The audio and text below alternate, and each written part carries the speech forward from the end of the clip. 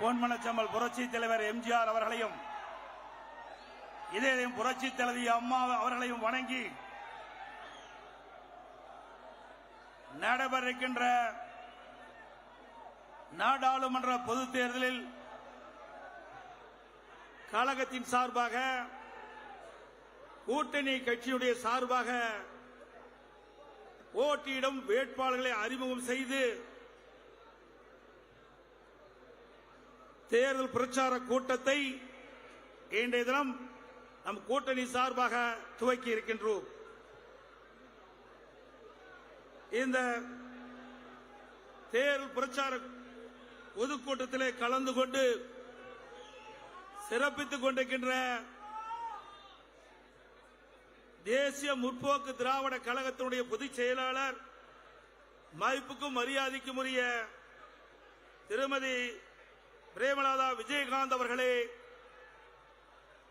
இந்த நிகழ்ச்சியிலே கலந்து கொண்டு சிறப்பித்துக் கொண்டிருக்கின்ற கழகத்தினுடைய அவைத்தலைவர் அவர்களே, துணை பொதுச் செயலாளர்களே, பொருளாளர் அவர்களே, தலைமை செயலாளர் அவர்களே, கழக அமைப்பு செயலாளர்களே, மேடையிலே வீட்டுகின்ற கழகத்தினுடைய பல்வேறு பொறுப்புகளை வைக்கின்ற நிர்வாகிகளே, இந்த நிகழ்ச்சியிலே பங்கு பெற்று சிறப்பித்துக் கொண்டிருக்கின்ற மரியாதைக்குரிய அகில இந்திய பார்வர்ட் பிளாக் கட்சியின் மாநில பொதுச் செயலாளர் முன்னாள் எம்எல்ஏ கதிரவன் அவர்களே, தேசிய முற்போக்கு திராவிட கழக துணை பொதுச் செயலாளர் திரு எல்.கே. சுதீஷ் அவர்களே, புதிய தமிழகம் கட்சியுடைய நிறுவன தலைவர் அண்ணன் டாக்டர் கே. கிருஷ்ணசாமி அவர்களே, எஸ்டிபி கட்சியினுடைய மாநில தலைவர் திரு நெல்லை முபாரக் அவர்களே, மற்றும் நம் கூட்டணியில் அங்க வைக்கின்ற இந்திய குடியரசுக் கட்சி மாநில பொதுச் செயலாளர் திரு க. மகாபிள்ளை அவர்களே, மனிதநேய ஜனநாயக கட்சியின் பொதுச் செயலாளர் திரு எஸ்.எஸ். ஹாரூன் ரஷீத் அவர்களே, பெருந்தலைவர் மக்கள் கட்சியுடைய தலைவர் என்.ஆர். தனபாலன் அவர்களே, தமிழ் மாநில முஸ்லிம் லீக் கட்சியுடைய தலைவர் திரு ஷேக் தாவூத் அவர்களே, மற்றும் இந்த சிறப்பான நிகழ்ச்சிக்கு முத்தாக விலகிக் கொண்டிருக்கின்ற திருச்சி மாவட்டத்தினுடைய மாவட்ட கழக செயலாளர்கள், அறிவு சகோதரர் முன்னாள் அமைச்சர் பரஞ்சோதி அவர்களே, அறிவு சகோதரர் முன்னாள் எம்பி குமார் அவர்களே, மாநகர மாவட்ட செயலாளர் திரு சீனிவாசன் அவர்களே, மரியாதைக்குரிய முன்னாள் அமைச்சர் எஸ். வளர்மதி அவர்களே, முன்னாள் எம்பி ரத்னவேலு அவர்களே, முன்னாள் கொறடா மனோகரன் அவர்களே, மற்றும் நிகழ்ச்சியிலே பங்கு பெற்று சிறப்பித்துக் கொண்டிருக்கின்ற திருச்சி மாவட்டத்தைச் சேர்ந்த பல்வேறு பொறுப்புகளை வைக்கின்ற நிர்வாகிகளே, வரிந்து மேடையிலே அமர்ந்திருக்கின்ற நாடாளுமன்ற உறுப்பினர்களே, சட்டமன்ற உறுப்பினர்களே, முன்னாள் நாடாளுமன்ற சட்டமன்ற உறுப்பினர்களே, உங்களுடைய ஆதரவோடு எதிர்காலத்திலே நாடாளுமன்ற உறுப்பினராக வர இருக்கின்ற அருமை சகோதரர்களே, இடைத்தேர்தலிலே போட்டியிடுகின்ற சகோதரி அவர்களே, மற்றும் நிகழ்ச்சியிலே பங்கு பெற்று சிறப்பித்துக் கொண்டிருக்கின்ற கழக உடன்பிறப்புகளே, கூட்டணி கட்சியைச் சேர்ந்த தேசிய முற்போக்கு திராவிட கழகத்தைச் சேர்ந்த நிர்வாகிகளே, புதிய தமிழகத்தை கட்சியைச் சேர்ந்த நிர்வாகிகளே, எஸ்டிபிஐ கட்சியைச் சேர்ந்த நிர்வாகிகளே, அகில இந்திய பார்வர்ட் பிளாக் கட்சியைச் சேர்ந்த நிர்வாகிகளே, மற்றும் தோழமை கட்சியினுடைய நிர்வாகிகளே, தொண்டர்களே, அனைவருக்கும் என்னுடைய முதற்கண் நன்றி கலந்த வணக்கம். பத்திரிகையாளர்களுக்கும் ஊடக நண்பர்களுக்கும் என்னுடைய முதற்கண் நன்றி கலந்த வணக்கம். இன்றைய தினம் அனைத்து இந்திய அண்ணா திராவிட முன்னேற்ற கழக தலைமையிலே மாபெரும் கூட்டணி, எதிரிலே திராவிட முன்னேற்ற கழக தலைமையிலே ஒரு கூட்டணி, மற்றொரு அணி பாரதிய ஜனதா தலைமையிலே ஒரு கூட்டணி. இந்த தேர்தலிலே 3 பிரதான கட்சிகள் தேர்தலில் சந்திக்கின்றன. ஒன்று அனைத்து இந்திய அண்ணா திராவிட முன்னேற்ற கழகம், மற்றொன்று திமுக, இன்னொன்று பாரதிய ஜனதா கட்சி. ஆனால் தேர்தலிலே போட்டி என்று வருகிற பொழுது அண்ணா திமுகவா திமுக என்பதை இந்த நாடு அறியும், தமிழ்நாடு மக்கள் அறிவார்கள். இன்றைக்கு பொன்மனச்சம்பல் புரட்சி தலைவர் எம்ஜிஆர், இதே புரட்சி தலைவி அம்மா அவர்கள் ஆசியோடு உங்களுடைய ஆதரவோடு நம்முடைய வேட்பாளர் போட்டியிடுகின்றார்கள். கூட்டணி கட்சி சேர்ந்த வேட்பாளர் போட்டியிடுகின்றார்கள். விளவங்கோடு சட்டமன்ற இடைத்தேர்தலே சகோதரி போட்டியிடுகின்றார். ஆக பாண்டிச்சேரியிலே கழக பொறுப்பாளர் போட்டியிடுகின்றார். ஆக தமிழகத்திலே 39 நாடாளுமன்றம், பாண்டிச்சேரி ஒன்று, இடைத்தேர்தல் சட்டமன்றம் ஒன்று, அனைத்து இடங்களிலும் நம்முடைய கழக வேட்பாளரும் கூட்டணி வேட்பாளரும் வெற்றி பெற அரும்பாடுபட வேண்டும். எறும்பை போல தேனீக்களை போல சுறுசுறுப்பாக பாடுபட்டு நம் கூட்டணியில் அங்கம் வைக்கின்ற கட்சியை நம்முடைய வேட்பாளராக கருதி அவர்களை வெற்றி பெற செய்ய வேண்டும். நம்முடைய கூட்டணியில் அங்கம் வைக்கின்ற எல்லா கட்சியுமே வெற்றி பெறுகின்ற சூழ்நிலையை நீங்கள் உருவாக்கி காட்ட வேண்டும். இன்றைய தினம்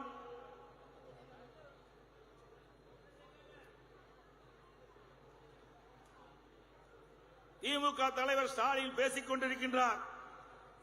பல்வேறு 2 நாட்களாக 22ஆம் தேதி, 23ஆம் தேதி, 24ஆம் தேதி 3 கூட்டங்களிலும் அவர் பேசுவது ஒன்று, பிரதமரை பற்றி விமர்சிப்பார், அதை பற்றி நமக்கு கவலை இல்லை. இன்னொன்று என்னை பற்றி விமர்சிப்பார். இது 2 தான் அவர் பேசுவதை பார்க்கிறோம். வேற எதையுமே பேசுவது காணோம். சரக்கு இருந்தா தானே பேச முடியும். ஒண்ணுமே இல்லையே, பொம்மை முதலமைச்சர், அவர் என்ன எதிர்பார்க்க முடியும்? அவர் பேசுறாரு, தமிழ்நாட்டை நம்ம குட்டிச்சவராக்கிட்டோமா, கெடுத்துட்டோமா. திரு ஸ்டாலின் அவர்களே, பொன்மனச்சம்பல் புரட்சி தலைவர் எம்ஜிஆர் இந்த மண்ணிலே பிறந்த காரணத்தினாலே தமிழ்நாடு தப்பியது. உங்க குடும்பத்திலிருந்து தப்பிக்க வைத்தவர் பொன்மனச்சம்பல் புரட்சி தலைவர் எம்ஜிஆர். அதை காத்தவர் புரட்சி தலைவி அம்மா. பொன்மனச்சம்பல் புரட்சி தலைவர் எம்ஜிஆர், புரட்சி தலைவி அம்மா வழியிலே நாம் 4 ஆண்டு காலம் சிறப்பான ஆட்சியை தமிழ்நாட்டு மக்களுக்கு கொடுத்தோம். இன்றைக்கும் எந்த இடத்திற்கு சென்றாலும் அனைத்து இந்திய அண்ணா திராவிட முன்னேற்ற கழக ஆட்சி ஒரு பொற்கால ஆட்சி என்று இன்றைக்கு பேசுகிறார்கள் மக்கள். உங்களுடைய 3 ஆண்டு திராவிட முன்னேற்ற கழக ஆட்சி ஒரு அலங்கோல ஆட்சி, மக்கள் விரோத ஆட்சி, அப்படித்தான் மக்கள் பார்க்கின்றார்கள். இந்த 3 ஆண்டு காலத்தில் என்ன செய்தீர்கள்? நாட்டு மக்களுக்கு சொல்லுங்கள். ஒண்ணும் காணோம். எதுவுமே செஞ்சா தானே சொல்ல முடியும். ஆனா அண்ணா திமுகவில் எனக்கு முன்னாலே பேசினார்களே நம்முடைய கூட்டணி கட்சி தலைவர்கள், 10 ஆண்டு கால அண்ணா திமுக ஆட்சியிலே என்னென்ன திட்டங்களை கொண்டு வந்தோம் என்று புள்ளி விவரத்தோடு அவர்கள் குறிப்பிட்டார்கள். ஒரே ஆண்டில் 11 மருத்துவக் கல்லூரியை கொண்டு வந்த சாதனை படைத்த அரசாங்கம் அண்ணா திமுக அரசாங்கம். 6 சட்டக் கல்லூரி நாங்கள் கொண்டு வந்தோம். பாலிடெக்னிக் கல்லூரி, பொறியியல் கல்லூரி, வேளாண்மை கல்லூரி, கால்நடை மருத்துவக் கல்லூரி, ஆராய்ச்சி நிலையம், இப்படி எண்ணற்ற கல்லூரிகளை கொண்டு வந்து தமிழகம் கல்வியிலே சிறந்த மாநிலம் என்ற பெயரை எடுத்தோம். ஸ்டாலின் அவர்களே, நாங்களா தமிழ்நாட்டை கெடுத்தோம்? ஒரு மருத்துவக் கல்லூரி கொண்டு வந்து முடிஞ்சுதா? 3 ஆண்டு காலத்தில் ஒரு மருத்துவக் கல்லூரி உங்களால கொண்டு வர முடிஞ்சுதா? எப்ப பார்த்தாலும் திரு ஸ்டாலினுடைய மகன் உதயநிதி ஸ்டாலின் ஒரு செங்கலை எடுத்துக்கிட்டு இருக்காரு. அதுதான் 3 வருஷமா காட்டிட்டு இருக்கிற. 3 வருஷமா செங்கலை காட்டிட்டு இருக்கிற. எய்ம்ஸ் மருத்துவமனை கொண்டு வர வேண்டும் என்று எங்களுடைய இதய புரட்சி தலைவி அம்மா மத்தியிலே கோரிக்கை வைத்தார்கள். அந்த கோரிக்கையை ஏற்று மத்திய அரசாங்கம் எய்ம்ஸ் மருத்துவமனை மதுரையிலே கொண்டு வந்தது. நாங்களும் அந்த எய்ம்ஸ் மருத்துவமனையை விரைந்து கட்ட வேண்டும் என்று பல முறை நாங்கள் மத்திய அரசிலே வற்புறுத்தி இருக்கிறோம். ஆனால் நீங்கள் என்ன செய்தீர்கள்? இந்த செங்கலை நாடாளுமன்றத்தில் காட்ட வேணும், ரோட்ல காட்டி பிரயோஜனம் இல்ல. அதனால என்ன பயன்? விளம்பரத்திற்காக செங்கலை தூக்கி காட்டுறார். ஸ்கிரிப்ட மாத்தப்பா, கதையை மாத்து, இதையே காட்டிட்டு இருக்க வேண்டாம். 38 நாடாளுமன்ற உங்களுக்கு தந்தாங்க. 2019 திமுக கூட்டணி கட்சி சேர்ந்த 38 நாடாளுமன்ற உறுப்பினர்கள் உங்களுக்கு வாய்ப்பை தந்தார்கள். இந்த செங்கலை கொண்டு போய் அங்க காட்ட வேண்டியதானே? 38 பேரும் நாடாளுமன்றத்தில் காட்டி நிதியை பெற்று அந்த எய்ம்ஸ் மருத்துவமனை கட்டியிருக்கலாம். இல்ல, தில்லு திராணி தெம்பு இல்ல. கேட்க வேண்டிய இடம் நாடாளுமன்றம். அதுக்காகத்தான் திமுக கூட்டணி கட்சி சேர்ந்தவர்களை தேர்ந்தெடுத்து தமிழ்நாட்டு மக்கள் நாடாளுமன்றத்துக்கு அனுப்பி வச்சிருக்கிறாங்க. அங்க பெஞ்ச தேய்ச்சிட்டு வாய் மூடி மௌனம் சாட்சி விட்டு இங்க வந்து செங்கலை தூக்கிட்டு இருக்கிறார். உண்மையிலேயே எய்ம்ஸ் மருத்துவமனை மதுரையிலே விரைந்து கட்ட வேண்டும். அதற்கு தேவையான நிதி பெற வேண்டும் என்றிருந்தால் நாடாளுமன்றத்திலே குரல் கொடுத்திருக்க வேண்டும், அழுத்தம் கொடுத்திருக்க வேண்டும். நாடாளுமன்றத்திலே ஒத்து வைக்கின்ற அளவிற்கு 38 நாடாளுமன்ற உங்களிடத்தில் இருக்கின்றார்கள். செய்யல, அதுக்கு துணிவில்ல, திராணி இல்ல. இங்க வந்து செங்கலை புடிச்சுக்கிட்டு மக்கள்கிட்ட வித்த காட்டிட்டு இருக்கிறார். என்ன மக்கள் குடும்பம் வச்சிட்டு இருக்காங்க நினைக்கிறியா? தமிழ்நாட்டு மக்கள் அறிவாளிகள், தமிழ்நாட்டு மக்கள் விவரமானவர்கள். நீ சொன்னதெல்லாம் நம்பருக்கு தயாரா இல்ல. எனக்கு முன்னாலே சொன்னாங்களே, இங்க கூட நீட் தேர்வை பத்தி சொன்னாங்களே, இப்போ நீட் தேர்வு எடுத்துக்கிட்டாங்க. நீட் யாரு கொண்டு வந்தது? உனக்கு தெம்பு திராணி இருந்தா நேரடியா நான் மைக்கு பிடிக்கிறேன், நீயும் மைக்கு பிடி, பேசு. யாருடைய ஆட்சியில கொண்டு வந்தது? இருக்குது, ஆதாரம் இருக்குது. Notification MCI medical council of India 2010 December 21 மத்திய அரசில் வெளியிடுறாங்க. அப்ப மத்தியில காங்கிரஸ் ஆட்சி. திமுக இணை அமைச்சர் நாமக்கல் காந்தி செல்வன் இருக்கிறார். அப்பத்தாயா நீட் தேர்வு கொண்டு வந்தது திமுக. அப்போது ஆட்சியிலிருந்து காங்கிரஸ் கட்சி. 2 பேரும் மாறி மாறி பொய்ய பேசி மக்களை ஏமாற்றுகின்ற கட்சி திராவிட மாடல் கட்சி என்று சொல்லுகின்ற திமுக கட்சி. அதோட இதற்கு பரிகாரம் காண்பதற்காக அரசு பள்ளியில் படிக்கின்ற மாணவ செல்வங்கள், ஏழை மாணவர்கள், கிராமப்புற மாணவர்கள், நகரத்தில் இருக்கின்ற சாதாரண அடித்தட்டிலே வாழ்கின்ற மக்களுடைய குழந்தைகள் அரசு பள்ளியிலே 41% படிக்கின்றது. சுமார் 3,80,000 பேர் அரசு பள்ளியிலே படிக்கின்ற மாணவ செல்வங்கள்.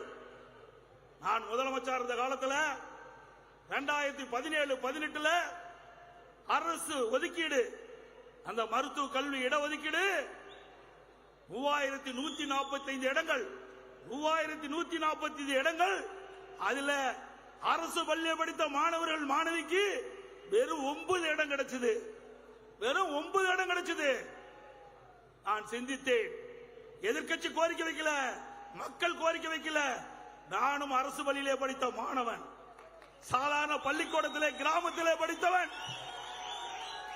என் மனதிலே தோன்றியது, ஏன் ஏழை குடும்பத்திலே பிறந்த மாணவன் மாணவி ஏன் மருத்துவக் கல்லூரியில் படிக்கக்கூடாது, பல் மருத்துவக் கல்லூரியில் படிக்கக்கூடாது? அந்த வாய்ப்பை எப்படி உருவாக்கி தர வேண்டும் என்று எங்களுடைய மூத்த IAS அதிகாரி கலந்து பேசினேன், சட்ட வல்லுநரோடு கலந்து பேசினேன். இதுக்கு ஒரு சட்டத்தை கொண்டு வந்து நிறைவேற்றினால் அந்த வாய்ப்பு அவர்களுக்கு கிடைக்கும் என்று சொன்னார்கள். அதை நாங்கள் செய்தோம். அதன் மூலமாக 7.5% மருத்துவத்திலே, மருத்துவ கல்வியிலே அரசு பள்ளி படிக்கின்ற மாணவர்களுக்கு 7.5% உள் இடஒதுக்கீடை கொண்டு வந்து சட்டம் இயற்றப்பட்டு அமுல்படுத்தப்பட்ட அரசாங்கம் அதிமுக அரசாங்கம். அவர்களுக்கு ₹1 கூட செலவு கிடையாது. அந்த மருத்துவ கல்வி கட்டணத்தை அரசாங்கமே செலுத்தும். ₹1 செலவு இல்லாம கிராமப்புறத்திலிருந்து நகரப்புறத்தில் வரைக்கும் ஏழை எளிய குடும்பத்திலே பிறந்த மாணவ மாணவி MBBS டாக்டர் ஆகிறாங்க, பல் மருத்துவர் ஆகிறாங்க. இதுதான் திரு ஸ்டாலின் அவர்களே சாதனை. சாதனை சாதனை என்று சொன்னா வாயில சொன்னா போதாது, சர்க்கரைன்னு சொன்னா போதாது, வாயில போட்டா தான் இனிக்கும். அத போல நீங்கள் வெற்றி அறிவிப்பின் மூலமாக நாட்டு மக்களை ஏமாற்ற முடியாது. நாங்கள் சேவை செய்திருக்கின்றோம், மக்களுக்கு நன்மை செய்திருக்கின்றோம். நேரடியாக மக்களை சந்தித்து கேட்கின்றோம். இப்படிப்பட்ட 7.5% அதில் இடம் கிடைத்தவர்கள் 2160 பேர். 2160 பேர் அரசு பள்ளியில் படித்த மாணவர் மாணவிகள் MBBS டாக்டர் ஆகிறாங்க, படிச்சிட்டு இருக்காங்க, பல் மருத்துவராக கல்வி பயின்று இருக்காங்க. இப்படிப்பட்ட சாதனை படைத்த அரசாங்கத்தை பற்றி 10 ஆண்டு காலம் கெடுத்து விட்டு என்று சொல்லிருக்கு வாய் கூசாமல் பேசுகிறீர்கள். ஒரு சாதனையாவது இந்த நாட்டு மக்களுக்கு நீங்கள் படைத்திருக்கின்றீர்களா? சொல்லுங்க பார்க்கலாம். அதோடு இன்றைய தினம் எனக்கு முன்னாலே பேசினார்கள், ஆட்சி மத்தியில ஆட்சி அதிகாரத்துக்கு வர வேணும். அது ஒரு குடும்ப கட்சி, கார்ப்பரேட் கம்பெனி. அந்த கம்பெனியில மத்தியில் ஆட்சி அதிகாரத்துக்கு வந்து அங்கேயும் கொள்ளையடிக்க வேணும், இங்கேயும் கொள்ளையடிக்க வேணும். அதற்கு ஆட்சி அதிகாரம் தேவை. அதுக்கு தான் இவ்வளவு கஷ்டப்பட்டு இன்றைக்கு ஸ்டாலின் பேசிக் கொண்டிருக்கின்றார். இன்னொன்னையும் சொல்றார், இன்னைக்கு எடப்பாடி பழனிசாமி இருந்தாரே, மத்தியிலிருந்து என்ன கொண்டு வந்தீங்கன்னு கேட்கிறார். தெளிவாக சொல்கிறோம், அனைத்து இந்திய அண்ணா திராவிட முன்னேற்ற கழக ஆட்சி, அம்மா ஆட்சியில் இருக்கின்ற பொழுதும் சரி, அம்மா மறைவுக்கு பிறகு அம்மாவுடைய அரசு 4 வருடம் 2 மாத காலம் சிறப்பான ஆட்சி கொடுத்தோம். இன்றைக்கு மெட்ரோ ரயில் திட்டம் 62,000 கோடியில கொண்டு வந்து பிரம்மாண்டமாக கட்டிட்டு இருக்காங்க. அதுபோல அரசு மருத்துவக் கல்லூரி 11 கொண்டு வந்திருக்கிறோம். அது மட்டும் இல்லாமல் நிறைய நடந்தாய்வாளி காவிரி திட்டம் கிடப்புல போட்ட, மேட்டிலிருந்து வெளியேறுகின்ற நீர் கடலிலே கலக்கின்ற வரை நன்னீராக கலக்க வேண்டும். இடையிலே நகரத்திலிருந்து வெளியேறுகின்ற அசுத்த நீர் நதியிலே கலங்கி நதி வீணா போகிறது. குடிப்பதற்கு கூட காவிரி தண்ணீர் லாக்கற்ற நிலையில இருக்கின்றது. அதை எண்ணி நடந்தாய்வாளி காவிரி திட்டத்தை கொண்டு வந்து அதிமுக அரசாங்கம் அதை கிடப்புல போட்டுட்ட. முக்கொம்புல நாங்க தான் கட்டிக்கிறோம் தடுப்பணை. இன்றைக்கு ஆதலூர் குமாரமங்கலம் தடுப்பணை கட்டிக்கிறோம், நஞ்சை புகழர்ல தடுப்பணை கட்டிக்கிறோம். எங்க பார்த்தாலும் சாலை பாலங்கள் எல்லாம் அதிமுக ஆட்சி. அவருக்கு ஏதோ கண்ணு சரிய தெரியலையாட்டு திரு ஸ்டாலினுக்கு. தெரிஞ்சிருந்தா அப்படி பேசிருக்க வேண்டிய அவசியமே இல்ல. இன்னொன்னும் சொல்றார், கடந்த மாசம் ஜூன் மாசம் மேட்டூருக்கு வந்து ஸ்டாலின் தண்ணி திறந்தார். டெல்டா பகுதியில் இருக்கிற மக்கள் குறுவை சாகுபடி செய்ய வேண்டும் என்று தண்ணீரை திறந்தார். அப்ப மேட்டூர்ல பேட்டி கொடுக்கும்போது சொன்னார், நானும் டெல்டா காரன் வீரவசனம் பேசினார். வீரவசனம் பேசி தண்ணி திறந்துட்டீங்க, விவசாயிகள் அதை நம்பி 5.5 லட்சம் ஏக்கர்ல குறுவை சாகுபடி செஞ்சுட்டாங்க. ஆனா இடையில தண்ணி பத்தல. 3 லட்சம் ஏக்கர் தண்ணி இல்லாம காஞ்சி கருகி போச்சு. அந்த காலகட்டத்தில் இந்தியா கூட்டணி அமைக்கிறாங்க. பெங்களூர்ல முதல் கூட்டம் நடக்குது. அதுல திரு ஸ்டாலின் கலந்து கொள்ள போறார். அப்போ அந்த நீர்ப்பாசனத்துறை அமைச்சர் வரவேற்றுட்டு போறாரு ஸ்டாலின. முதலமைச்சர் வரவேற்கிறாங்க, கர்நாடக முதலமைச்சர். கர்நாடக நீர்வளத்துறை அமைச்சரும் கர்நாடக முதலமைச்சர் வரவேற்கிறாங்க. அந்த நேரத்தில் எங்களுடைய டெல்டா பகுதியில் இருக்கிற விவசாயிகள் என்னை நம்பி, என்னுடைய அரசாங்கத்தை நம்பி இன்றைக்கு குறுவை சாகுபடி செய்திருக்கின்றார்கள். காய்கின்ற நிலை ஒரு 10 TSP தண்ணி எங்களுக்கு கொடுக்க வேண்டிய தண்ணீர்ல ஒரு 10 TSP தண்ணி நீங்க உங்களுடைய அணையிலிருந்து திறந்து விட்டா அந்த டெல்டால காய்கிற அந்த குறுவை சாகுபடியை காப்பாற்றிக்கலாம் என்று வேண்டுகோள் வைத்திருந்தால் அவர்களும் திறந்து விட்டுருப்பாங்க. கேட்கல. அவருக்கு அதிகாரம் தான் முக்கியம், நாட்டு மக்கள் முக்கியம் அல்ல.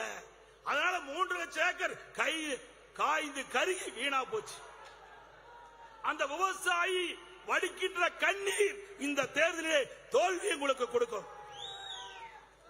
ரத்தத்தை வேர்வையாக செஞ்சு அந்த விவசாயி உழைத்து அந்த பயிர் நடவு செஞ்சு அவர் கண்ணெதிரே அந்த பயிர் காய்கின்ற பொழுது எப்படி துடிதுடித்திருப்பார் என்று எண்ணி பார்க்க வேண்டும். அதெல்லாம் ஈர நெஞ்சம் கிடையாதவர்களுக்கு. அது மட்டுமல்ல, அவர்களுக்கு இழப்பீடு தான் கொடுத்தியா? அதுவும் இல்ல. அதிமுக ஆட்சி இருக்கின்ற வரை ஒவ்வொரு ஆண்டும் பயிர் காப்பீட்டு திட்டத்தில் குறுவை சாகுபடியை இடம்பெற செய்வோம். அப்படி ஏதாவது இயற்கை சீற்றத்தால் வறட்சியால் பயிர் பாதிக்கப்பட்டா ஒரு ஹெக்டருக்கு 84,000 ரூபாய் வாங்கி கொடுத்தோம். ஆனா திரு ஸ்டாலின் ஆட்சியில, திராவிட மாடல் ஆட்சியில குறுவை சாகுபடி பயிருக்கு அங்க பயிர் காப்பீட்டு திட்டத்தில் சேர்த்துல.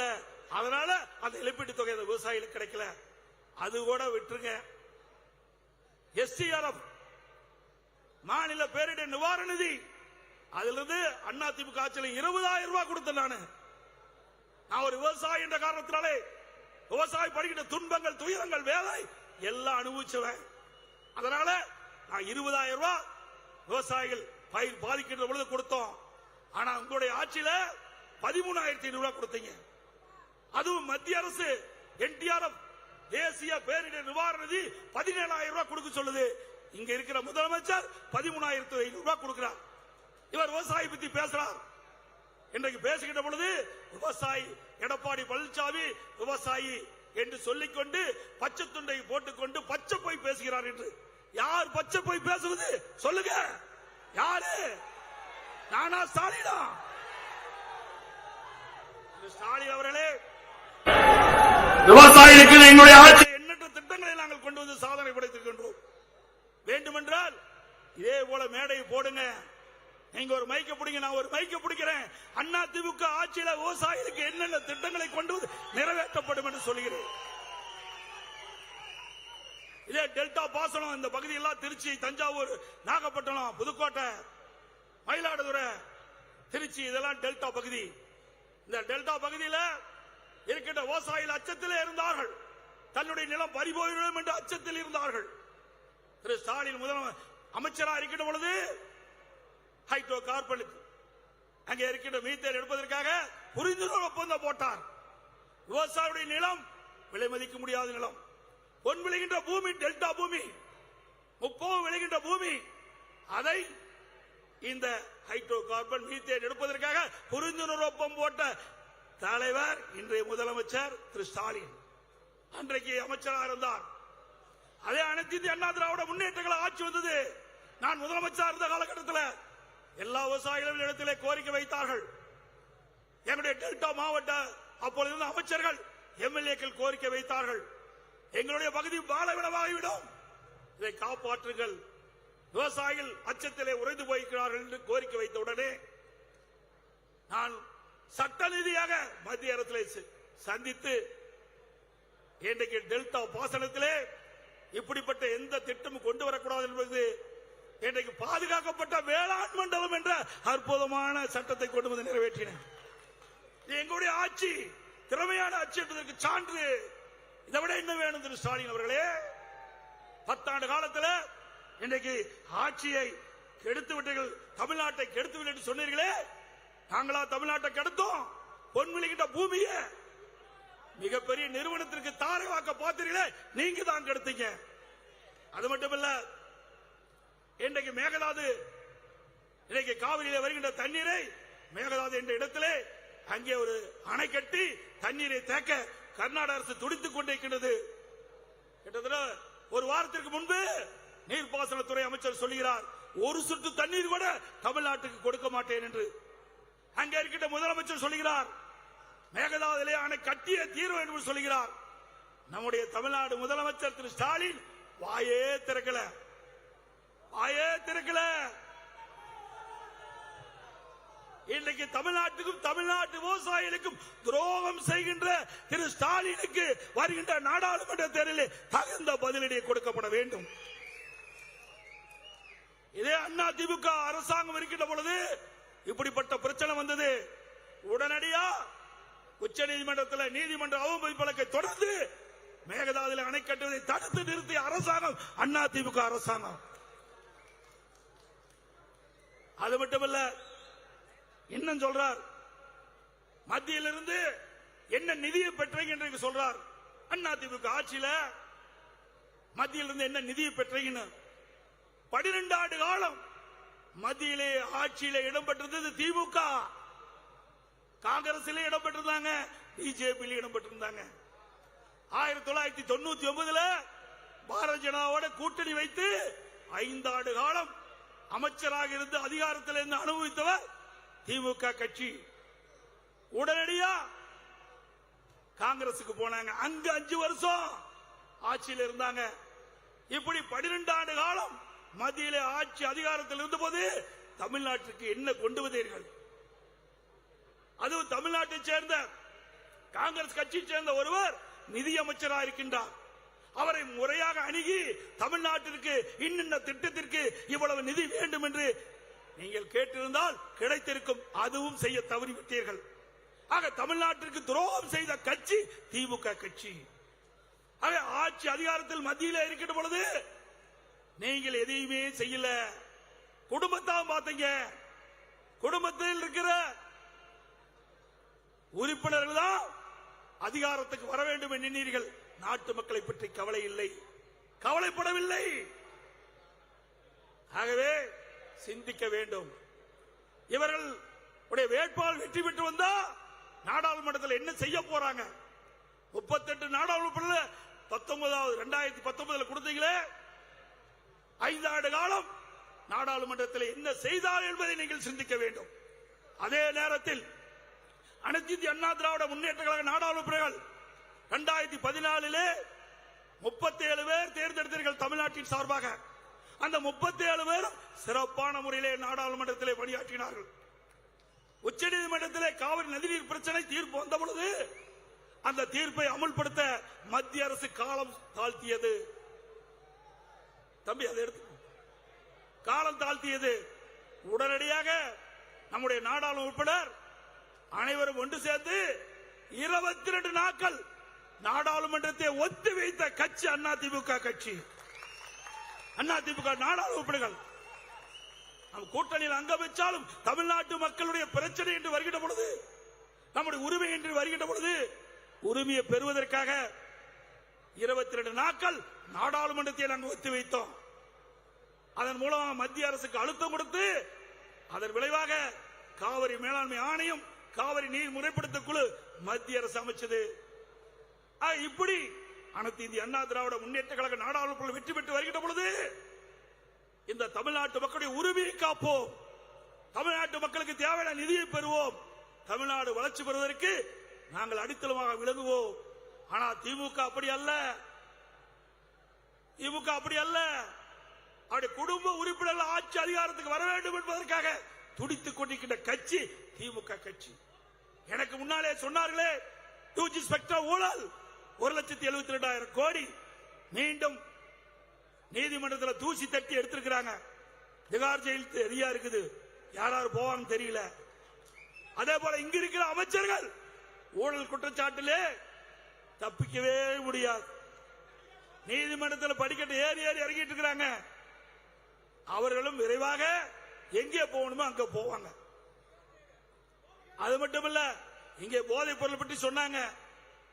இன்றைக்கு திமுக கட்சியில் அங்கம் வைக்கின்ற ஒரு நபர் ஜாபர் சாதிக் என்ற அந்த சென்னை மேற்கு மாவட்ட அயலக அணி துணை அமைப்பாளர். உலகத்தில் அயலக அணி இதை வச்சிருக்கிறாங்க. இது மாதிரி கடத்தலுக்கு வச்சிருப்பாங்க போல இருக்குது. எந்த கட்சியிலாவது அயலக அணியில் வச்சிருக்கிறாங்களா? அப்படி ஒரு பெயரை வச்சு அதுக்கு ஒரு பொறுப்பாளரை போட்டு அந்த பொறுப்பாளர் வெளிநாட்டுக்கு போதைப் பொருள் கடத்திட்டு இருக்கார். பல ஆண்டு காலமாக பல ஆயிரம் கோடிக்கு போதைப் பொருள் கடத்தி இருக்கிறார். தமிழ்நாடு போதைப் பொருள் மாநிலமாக மாறுவதற்கு காரணம் திமுக நிர்வாகிகள். இன்னும் சொல்ல போனா 2022-23 மதுவிலக்கு ஆயத்தீர்வை கொள்கை விளக்க குறிப்பில் பக்கம் 22 திரு ஸ்டாலின் சட்டமன்றத்திலே தாக்கல் செய்தது. பள்ளிக்கு அருகில கல்லூரிக்கு அருகில கஞ்சா விற்கப்படுகிறது. அதில் கண்டறியப்பட்டவர்கள் 2138 பேர் கஞ்சா விற்பனை செய்ததாக பள்ளிக்கு கல்லூரிக்கு அருகிலே 2038 பேர் ஸ்டாலின் வெளியிட்டிருக்காரு. அதுல கைது செஞ்சது 148 பேர். மற்றவர்கள் எங்கு போனாங்க? கஞ்சா வச்சாலும் குற்றம், விற்றாலும் குற்றம், கொண்டு போனாலும் குற்றம். அப்படி இருக்கின்ற பொழுது திரு ஸ்டாலினே கொள்கை விளக்க குறிப்பில் குறிப்பிட்டிருக்கார். 2138 பேர் கஞ்சா வைத்திருக்கிறார் கண்டுபிடிக்கப்பட்டு சொன்னா ஏன் கைது பண்ணல? எல்லாம் திமுக காரன். அவர் எங்க போய் கைது பண்றது? எங்க போதைப் பொருளை போய் தடுக்கிறது? அப்புறம் டிஜிபி இருந்தார், சைலேந்திர பாபு டிஜிபி இருந்தார். அவர் அப்ப அடிக்கடி சொல்லுவார், அந்த கஞ்சா ஆபரேஷன் O2 O3 O4 ஓ போட்டுட்டு ரிட்டர் ஆகி போயிட்டார். எங்க போய் செஞ்சாக்க கஞ்சாவை கண்டுபிடிச்சாரு. அவர் காலத்துல பத்திரிகையில் பாத்தீங்கன்னா கஞ்சா operation O2 O3 O4 retire ஆகி போனதான் மிச்சம். இப்படி திமுக ஆட்சியில சட்டம் ஒழுங்கு அடுகோடு சீர்குலைந்து விட்டது. எனக்கு முன்னாலே பேசிய கூட்டணி கட்சிகள் தலைவர் சொன்னதை போல தினந்தோறும் கொலை, கொள்ளை, திருட்டு, வழிப்பிரிவு, பாலியல் வன்கொடுமை நடக்காத நாளே இல்ல.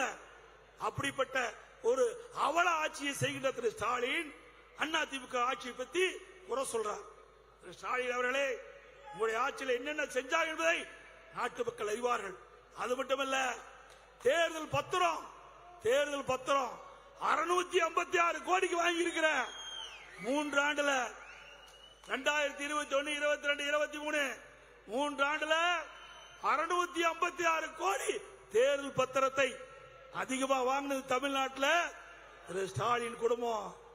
நீங்க எங்களை பத்தி ஊழல் பத்தி பேசுறதுக்கு என்ன அருகதி இருக்குது? இதெல்லாம் 2026 அண்ணா திமுக ஆட்சி மலரும். உப்பத்தென்றவன் தண்ணி குடித்தே தீர வேண்டும். அது மட்டுமல்ல, இப்பொழுது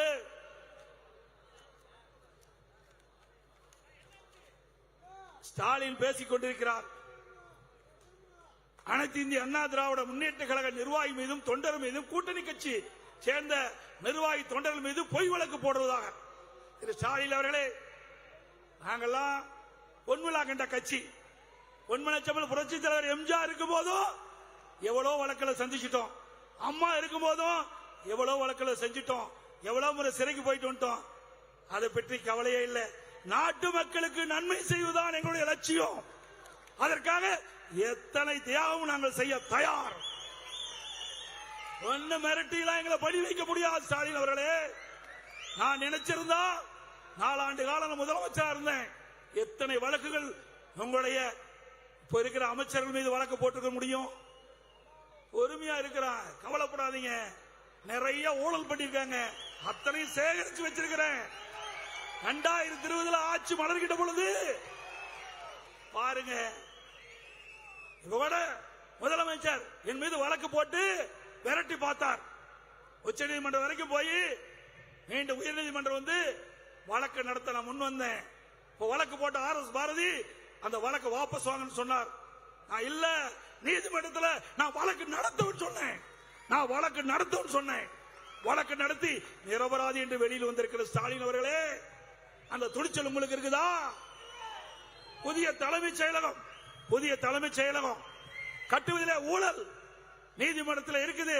தடையாளம் வாங்கி வச்சிருக்கிற என்னை போல நீதிமன்றத்தில் நிரபராதி என்று சொல்லுவதற்காக உன்னால முடியுமா? இந்த வழக்கு நடத்த தயாரா?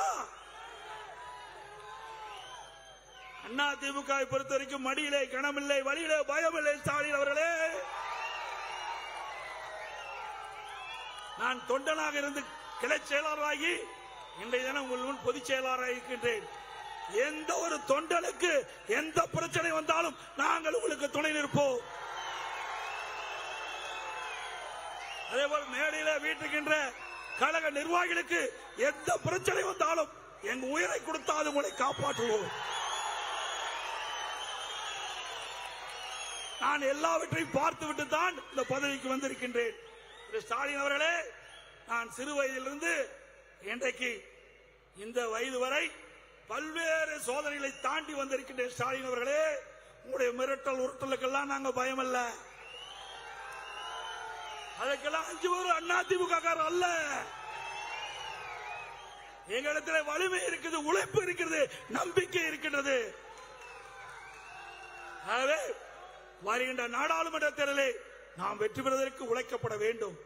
அதே போல சிறுபான்மை மக்கள், நம்முடைய தமிழ்நாட்டில் வாழ்கின்ற மக்கள் சிறுபான்மை மக்கள், இந்த மண்ணிலே பிறந்த சிறுபான்மை மக்கள், எவரேனுக்கும் பிரச்சனை வந்தால் நாங்கள் உங்களுக்கு பக்கபலமாக உங்களுக்கு துணை நிற்போம். உங்களோடு இருந்து அதை முறியடிப்போம். சிறுபான்மை மக்களை அச்சப்பட வேண்டியதில்லை. நான் ஓட்டுக்காக சொல்லல, நாங்கள் ஓட்டுக்காக சொல்லவில்லை, மனிதாபிமானத்தோடு சொல்லுகின்றோம். அண்ணா திமுகவுக்கு மதமும் கிடையாது, ஜாதியும் கிடையாது. எல்லா மதமும் சமம், எல்லா ஜாதியும் சமம். அப்படித்தான் எங்களுடைய தலைவர்கள் எங்களை வழிநடத்திருக்கின்றார்கள். சிறுபான்மை மக்கள் எதற்கும் அஞ்ச தேவையில்லை.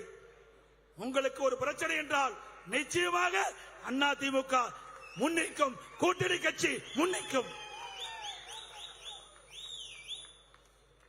இன்றைய தினம் வருகின்ற நாடாளுமன்ற தேர்தல் திமுகவுக்கு மரணடி குடிக்கின்ற தேர்தலாக இருக்க வேண்டும். இந்த தேர்தலோடு திமுக என்ற கட்சி காற்றோடு கரைய வேண்டும்.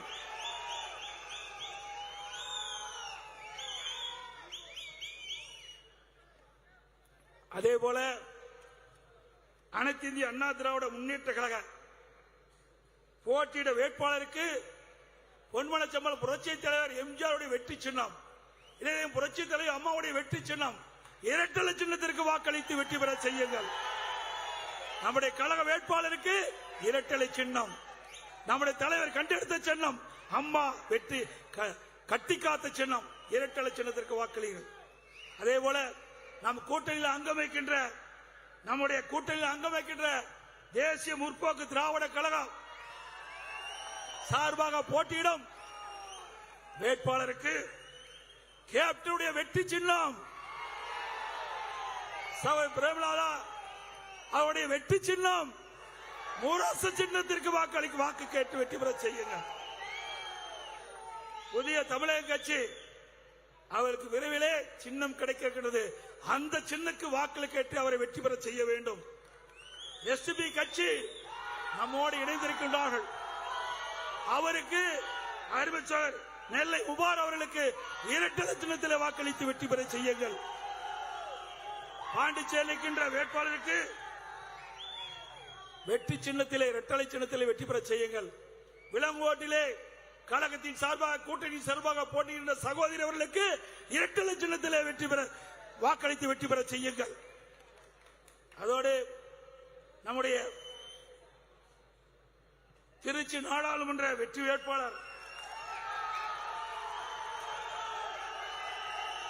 அறிவிச்சார் கருப்பையா அவர்களுக்கு இரட்டலை சின்னத்திலே வாக்களித்து வெற்றி பெற செய்யுங்கள். அவர் நல்லவர், வல்லவர், திறமையானவர், இளைஞர், படித்தவர். இந்த டெல்டா மாவட்ட மக்களுடைய குறைகளை உங்களுடைய குரல் நாடாளுமன்றத்திலே கருப்பையா மூலம் ஒலிக்கும். அவரை பல லட்சம் வாக்கு வித்தியாசத்தில் வெற்றி பெற செய்யுங்கள். அதோடு